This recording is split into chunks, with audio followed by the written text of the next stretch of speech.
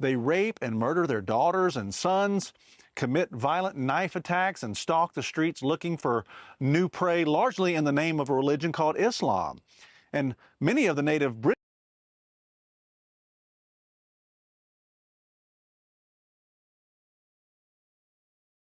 For all of you outside of Great Britain who may be wondering what in the hell is going on in that country, let me break it down for you. The protests on the streets by the citizens there is the culmination of decades of the British government ignoring their cries for help, cries to stop the mass importation of illegal immigrants who are incompatible with their culture. In fact, these are immigrants, many of them, that hate absolutely everything that Great Britain stands for. They rape and murder their daughters and sons, commit violent knife attacks, and stalk the streets looking for new prey, largely in the name of a religion called Islam. And many of the native British women are afraid to even go out of their homes for fear of being assaulted, yet the British government for all this time has ignored and continues to ignore their people. What's even worse is the fact that the woke government and the media have become such DEI slaves, they won't even mention any of these horrendous crimes for fear of being labeled racist or Islamophobes, and yet they continue to import these predators day in and day out at the expense of the public they terrorize. Then they put them all in hotels and little towns and villages all across the country where the once safe and happy locals must now fear for their safety. Now, something you may have also noticed is the media and the politicians in Britain blaming all of the violence on far-right thugs and EDL and a gentleman named Tommy Robinson. So first of all, that's a lie. Most of the people in the streets protesting their government are simply distraught citizens who desperately want to see change as the country and the culture they love so dearly is diminishing right before their eyes.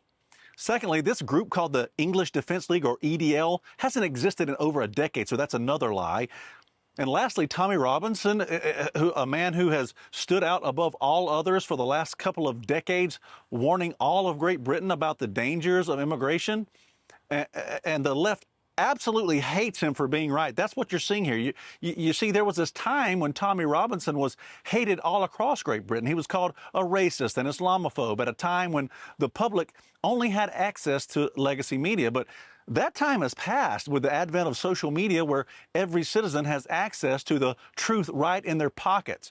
The legacy media and the government's fake narrative about Tommy and immigration can no longer stand, and they hate that. People have woken up and are wise to the government and mainstream media lies. So all of those attacks on British citizens by immigrants and some within the Islamic faith that would have never been reported on by the media in the past, those are all being reported on now. So what you're seeing in the streets is the great awakening of the British people. And, you know, they've had their fill. Now, I certainly want to see them remain peaceful, and I would never advocate for violence, and neither would Tommy. In fact, Tommy Robinson recently organized 2 massive rallies of freedom-loving patriots with around 130,000 people combined, and there was no violence.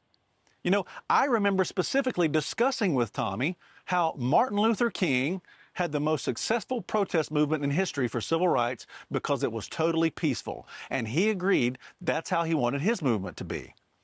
But the left in Britain, who hates this man, wants you all to believe that when he had access to an army of 130,000 patriots, he put on a peaceful rally, but then went on holiday and told a few hooligans to start trouble in the streets. Makes absolutely zero sense.